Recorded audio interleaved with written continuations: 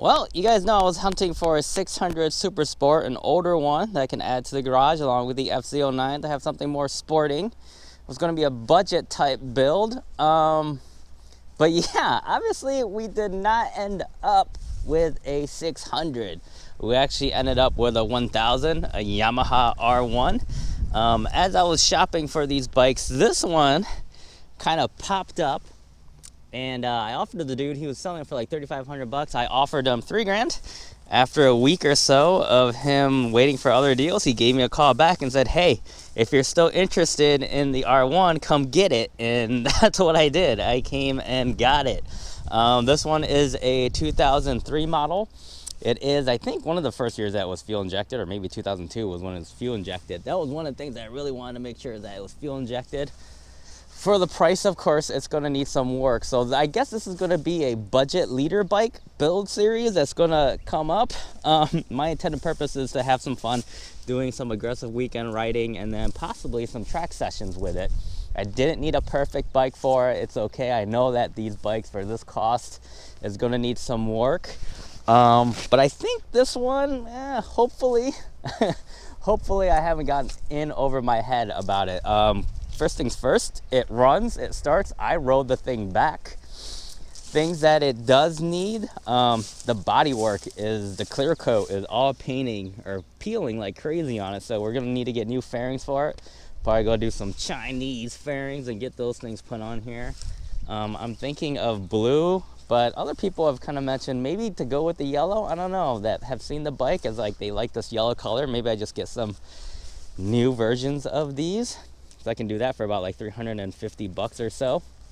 Other stuff that's going on with it, it's going to need some of the like maintenance caught up on it, because the dude was a first time rider, believe it or not, was on an R1. This was his first bike. He was in the military, and I don't think all he did was ride it. I don't think he maintained it or cared for it very much or very well at all, and I don't even know if he had it for that long. But it's going to need some things. I'm going to have to do the forks. I'm going to show you guys here. It's leaking a little tiny bit. Actually, I've cleaned it up a little bit before, but it had oil down here and all on the brakes. When I brought it home, the brakes were real sketch. When I was actually riding it home, they didn't really grab until it was all the way almost down. So I'm going to need to, first, forks. I'm going to try to clean these guys up and make sure that the seals don't leak. Hopefully I can do it cheaply with a seal mate. Brakes need to get taken care of. They're going to get bled.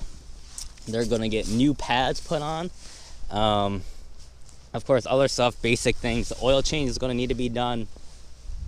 Throttle tube is going to need to be cleaned up. It's a little bit sticky.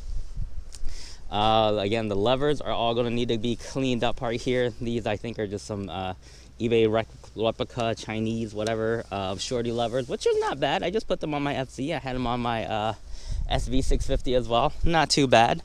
Lights all work. Electronics all seem to work as well. Bike turns on. Show you guys right here.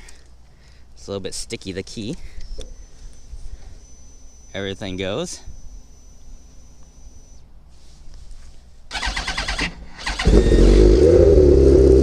Well, you guys can hear that. That is this.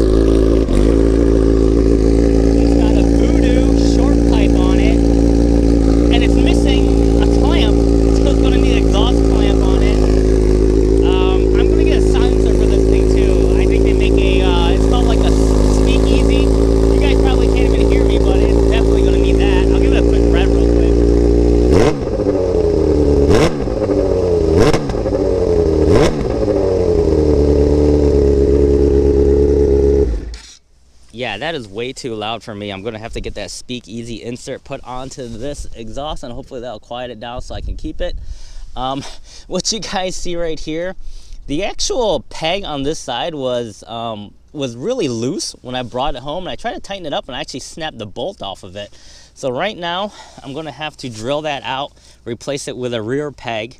But right now it's just got another bolt that I just put in here just to hold my feet onto the pegs if I wanted to try to ride it around the neighborhood. I'm not going far with this thing until I get it all kind of up to spec and I feel like it's really safe to ride. Other things about this bike.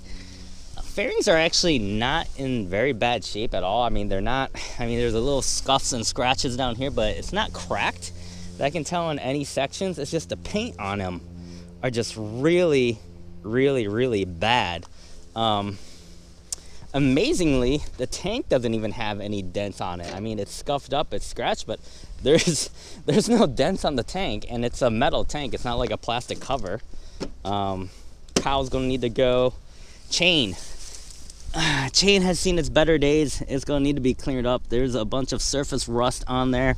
Sprockets actually look okay, but the chain, yeah, I'm gonna need to get all that rust off of there. Need to put a chain guard on here too, because I don't like to have chain grease flinging up on me either.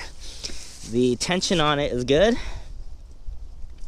The tires are in very, very good shape. They have tons and tons of meat left in them. They've probably only had like a month of riding on them or so. They are Pilot Power 3s, front and rear, in really, really good condition. Yeah, so there's some things I need to sort out about it. But until then, oh, it does have a check engine light that came on the bike. It's actually been on. He mentioned that was because it has a power commander back here for that guy, but I don't know. I need to figure out what that code is.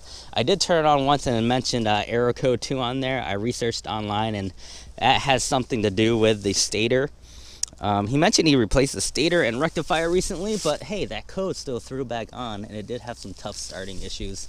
So we'll see. Again, the fuel injection on these guys, I read that it's kind of weird. Like, it's not really, well, it's fuel injected, but it has an electrical system that controls it almost like the choke would in a carburetor. I don't know. Seems like a hybrid system. But hey, I don't have to deal with a choke on it. But yeah, so far, this is what $3,000 gets you, a running R1. Again, I'll start a build series for a budget leader bike build, I guess, on the progression of this guy. So until next time, guys, I'll talk to you later. If you got any questions, feel free to leave them out in the comments below. Peace.